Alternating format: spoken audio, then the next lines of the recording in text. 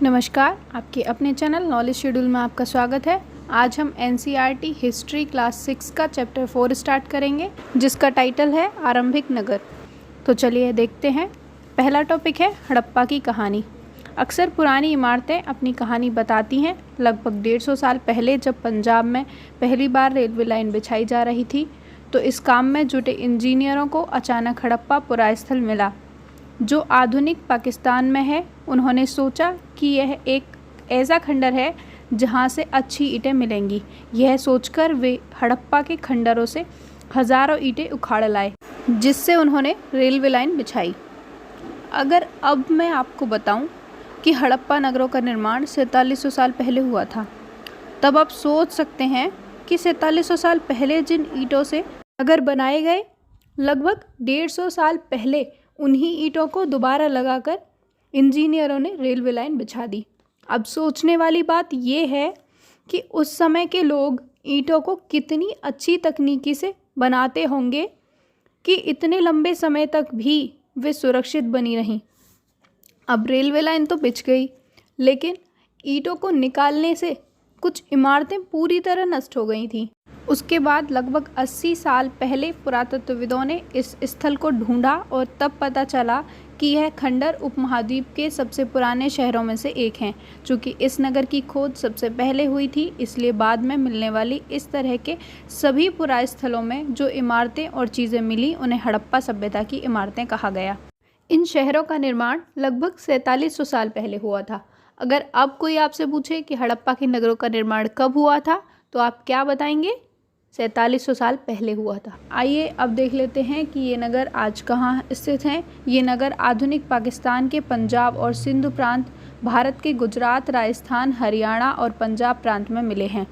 बात अगर उस समय के नगरों से प्राप्त चीज़ों की करें, तो ये वस्तुएं पुरातत्वविदों के लिए बहुत सहायक सिद्ध हुई हैं, जिससे पुरातत्वविदों को उस समय के नगरों के बारे में अध्ययन करने में बहुत सहायता मिली है।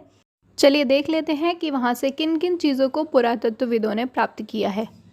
इन सभी स्थलों से पुरातत्वविदों को अनोखी वस्तुएं मिली हैं, जैसे मिट्टी के लाल बर्तन जिन पर काले रंग के चित्र बने थे, पत्थर के बाट, मोहरें, मनके, तांबे के उपकरण तथा पत्थर के लंबे ब्लेड आदि।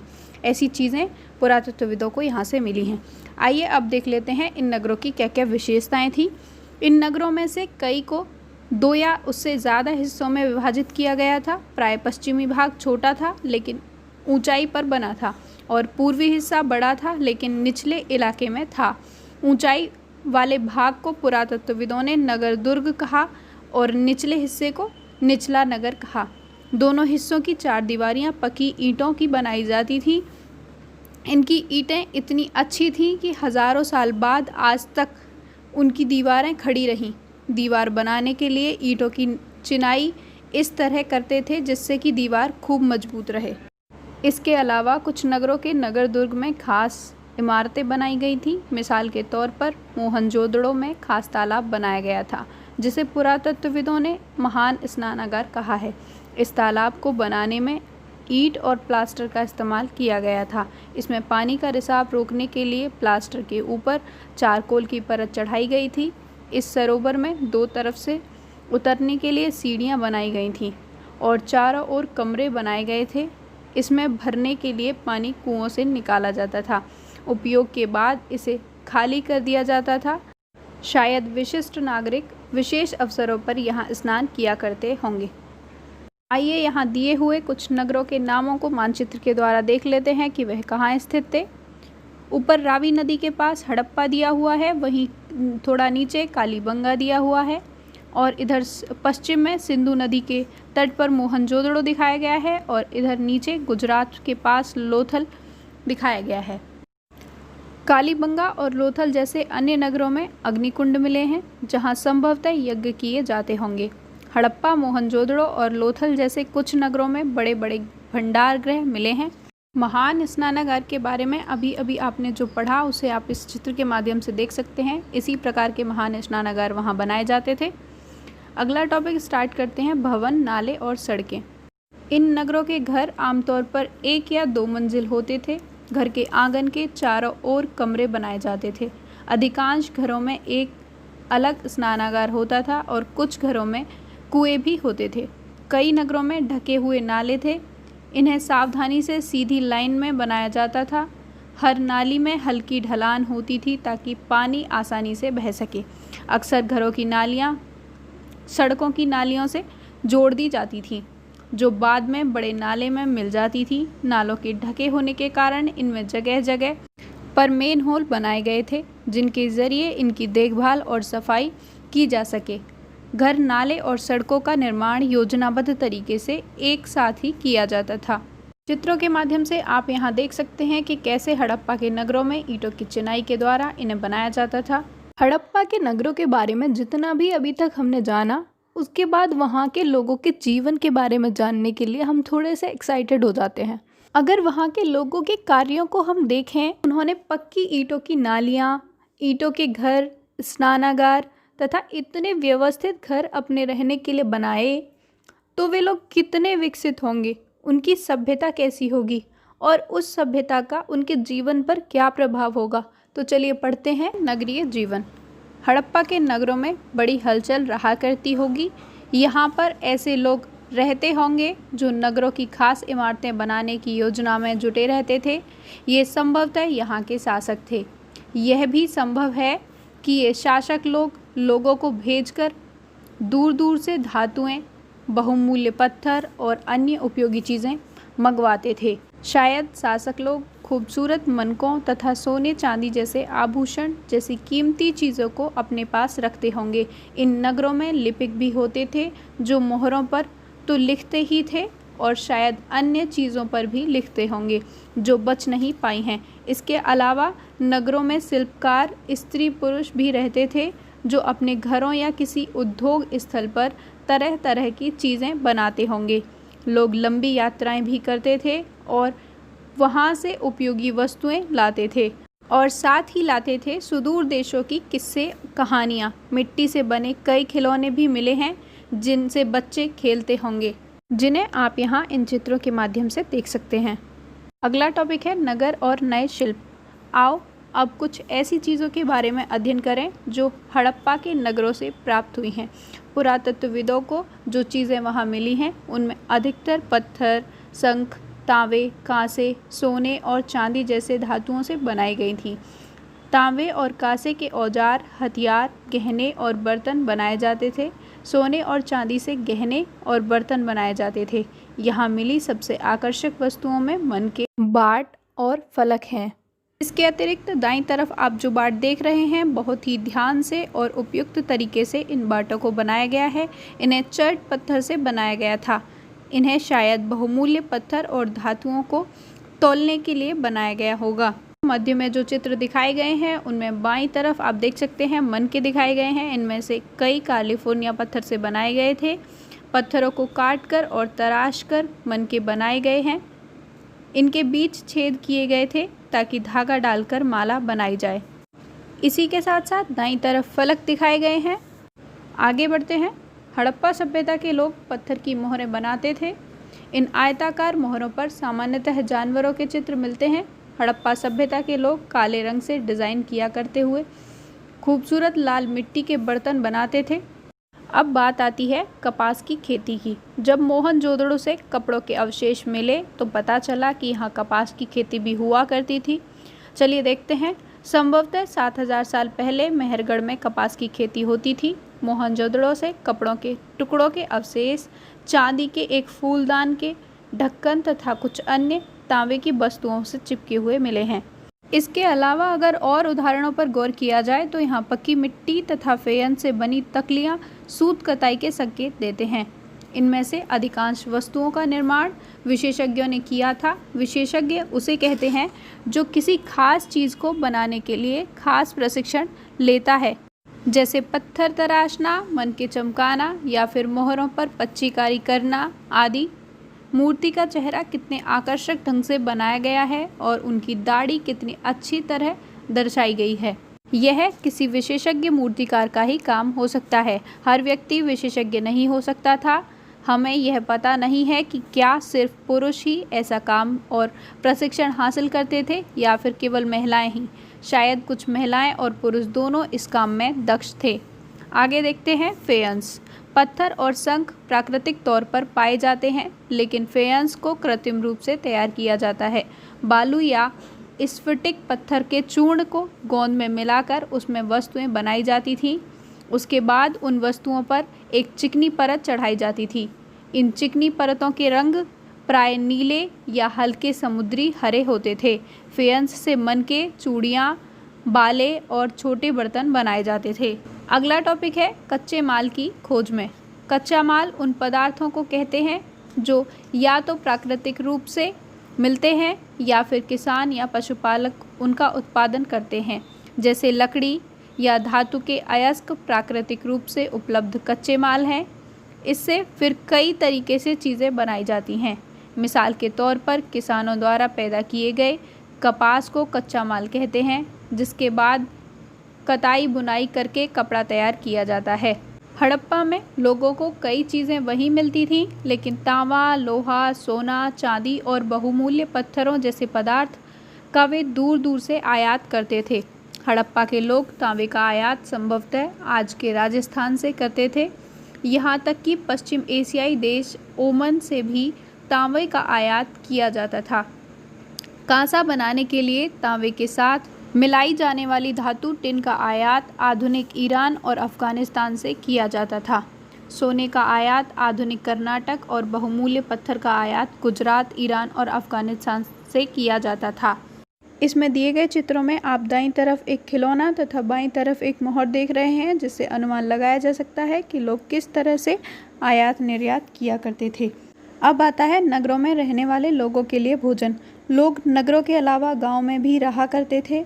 वे अनाज उगाते थे और जानवर पालते थे। किसान और चारवाहे ही शहरों में रहने वाले शासकों, लेखकों और दस्तकारों को खाने के सामान देते थे। पौधों के अवशेषों से पता चलता है कि हड़प्पा के लोग गेहूँ, जौ, दालें, मटर, धान, तिल और सरसों उगाते थे। जमीन की जुताई के लिए हल का प्रयोग एक नई बात थी। हड़प्पा काल के हल तो नहीं बच पाए हैं, क्योंकि वे प्राय लकड़ी के बनाए जाते थे, लेकिन हल के आकार के खिलौने मिले हैं। इस क्षेत्र में बारिश कम होती थी, इसलिए सिंचाई के लिए लोगों ने कुछ तरीके अपनाए होंगे। संभवतः पानी का संचय किया जाता होगा और ज़रूरत पड़ने पर उससे फसलों की सिंचाई की जाती होगी। बाईं तरफ आप चित्र के माध्यम से हड़प्पा काल से प्राप्त हुए एक हल के आकार के खिलौने को यहाँ देख सकते हैं। हड़प्पा के लोग गाय, भैंस, भेड़ और बकरियां पालते थे। बस्तियों के आसपास तालाब और चारागाह होते थे, लेकिन सूखे मैदानों और मवेशियों के झुंड को चारा पानी की तलाश में दूर दूर तक ले जाया जाता था। वे बेर जैसे फलों को इकट्ठा करते थे, मछलियां पकड़ते थे और हिरण जैसे जानवरों का शिकार करते थे। आइए सूक्ष्म निरीक्षण के माध्यम से गुजरात में हड़प्पा कालीन नगर धौलावीरा के बारे में जानते हैं। यह 3 भागों में बांटा गया था और इसके चारों ओर ऊंची ऊंची पत्थरों की दीवारें बनाई गई थी और इसमें प्रवेश करने के लिए एक बड़ा द्वार बनाया गया था। आइए पढ़ते हैं। कक्ष के इलाके में खदिरवेद के किनारे धौलावीरा नगर बसा था। वहाँ साफ पानी मिलता था और ज़मीन उपजाऊ थी। वहाँ हड़प्पा सभ्यता के कई नगर 2 भागों में विभक्त थे। वहीं धौलावीरा नगर 3 भागों में बांटा गया था। इसके हर हिस्से में चारों ओर पत्थर की ऊंची ऊंची दीवारें बनाई गई थीं। इसके अंदर जाने के लिए बड़े बड़े प्रवेश द्वार थे। इन नगरों में एक खुला मैदान था जहां सार्वजनिक कार्यक्रम आयोजित किए जाते थे। यहाँ मिले कुछ अवशेषों में हड़प्पा लिपि के बड़े बड़े अक्षरों को पत्थर में खुदा पाया गया है। इन अभिलेखों को संभवतः लकड़ी में जड़ा गया था। यह अनोखा अवशेष है क्योंकि आमतौर पर हड़प्पा के लेख मोहरों जैसी छोटी वस्तुओं पर पाए जाते हैं। अब बात करते हैं गुजरात की खंबात खाड़ी में मिलने वाली साबरमती की एक उपनदी की। इसके किनारे एक नगर बसा था जिसका नाम था लोथल, जहाँ कीमती पत्थर जैसे कच्चा माल मिलता था। यह पत्थर शंखों और धातुओं से बनाई गई चीज़ों के एक महत्वपूर्ण केंद्र था। इस केंद्र में एक भंडार गृह भी था। इस भंडार गृह से कई मोहरें और मुद्रांकन जैसी मोहरबंदी गीली मिट्टी पर दबने से बनी उनकी छाप मिलती है। लोथल का बंदरगाह आप यहाँ चित्र के माध्यम से जिसे देख रहे हैं, यह बड़ा तालाब लोथल का बंदरगाह रहा होगा, जहां समुद्र के रास्ते आने वाली नावें रुकती थीं। संभवतः यहां पर माल चढ़ाया उतारा जाता होगा। यहां पर एक इमारत मिली है जहां संभवतः मनके बनाने का काम होता था। पत्थर के टुकड़े, अधबने मनके बनाने वाले उपकरण और तैयार मनके भी यहाँ मिले हैं। फिर आता है मुद्रा और मुद्रांकन या मोहरबंदी। मोहरों का प्रयोग सामान से भरे उन डिब्बों या थैलों को चिन्हित करने के लिए किया जाता होगा जिन्हें एक जगह से दूसरी जगह भेजा जाता था। थैले को बंद करने के बाद उनके मुहानों पर गीली मिट्टी पोतकर उन पर मोहर लगाई जाती थी। मोहर की छाप को मोहरबंदी कहते हैं। अगर यह छाप टूटी हुई नहीं होती थी तो यह साबित हो जाता था कि सामान के साथ छेड़छाड़ नहीं हुई है। बाईं तरफ चित्र के माध्यम से आप देख भी रहे हैं, इन्हें गीली मिट्टी पर छाप दिया जाता था। यही मिट्टी की मोहरें बनाई हुई दिखाई गई हैं। चलिए अब जान लेते हैं सभ्यता का अंत कैसे हुआ। बात लगभग 3900 साल पहले की है। एक बहुत बड़ा बदलाव देखने को मिला। अचानक लोग इन नगरों को छोड़कर जाने लगे। लेखन, मोहरों और बाटों का प्रयोग बंद हो गया। दूर दूर से कच्चे माल का आयात काफ़ी कम हो गया।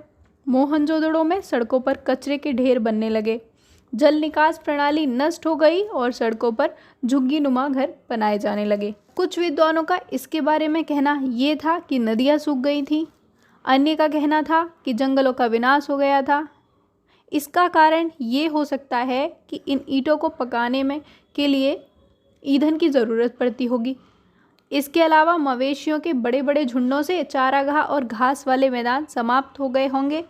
कुछ इलाकों में बाढ़ आ गई होगी, लेकिन इन कारणों से यह स्पष्ट नहीं हो पाता कि सभी नगरों का अंत कैसे हो गया, क्योंकि बाढ़ और नदी के सूखने का असर कुछ ही इलाकों में हुआ होगा। ऐसा लगता है कि शासकों का नियंत्रण समाप्त हो गया। जो भी हुआ हो, परिवर्तन का असर बिल्कुल साफ दिखाई देता है। आधुनिक पाकिस्तान के सिंध और पंजाब की बस्तियां उजड़ गई थीं। कई लोग पूर्व और दक्षिण के इलाकों में नई और छोटी बस्तियों में जाकर बस गए थे। इसके लगभग 1400 साल बाद नए नगरों का विकास हुआ। अगला और लास्ट टॉपिक है अन्यत्र। नील नदी के आसपास वाले इलाकों को छोड़कर मिस्र का अधिकांश भाग रेगिस्तान है। लगभग 5000 साल पहले मिस्र में शासन करने वाले राजाओं ने सोना, चांदी, हाथी दांत, लकड़ी और हीरे जवाहरात लाने के लिए अपने सेनाएं दूर दूर तक भेजी। इन्होंने बड़े बड़े मकबरे बनवाए जिन्हें पिरामिड के नाम से जाना जाता है। राजाओं के मरने पर उनके शवों को इन्हीं पिरामिडों में दफनाकर सुरक्षित रखा जाता था तथा इन शवों को ममी कहा जाता था। उनके शवों के साथ और भी अनेक चीज़ें दफनाई जाती थीं। उनमें खाद्यान्न, पेय, वस्त्र, गहने, बर्तन, वाद्य यंत्र, हथियार और जानवर शामिल हैं। कभी कभी शव के साथ उनके सेवक और सेविकाओं को भी दफना दिया जाता था। दुनिया के इतिहास में शवों को दफनाने की परंपरा को देखते हुए मिस्र में सबसे ज़्यादा धन दौलत खर्च किया जाता था। आज का चैप्टर यही ख़त्म होता है। मिलते हैं नेक्स्ट वीडियो में चैप्टर 5 के साथ। वीडियो पसंद आई हो तो लाइक, शेयर और चैनल को सब्सक्राइब कर दीजिए। बेल आइकन प्रेस कर दीजिए ताकि नोटिफिकेशन आपको मिलती रहे। फिर मिलते हैं, तब तक के लिए धन्यवाद।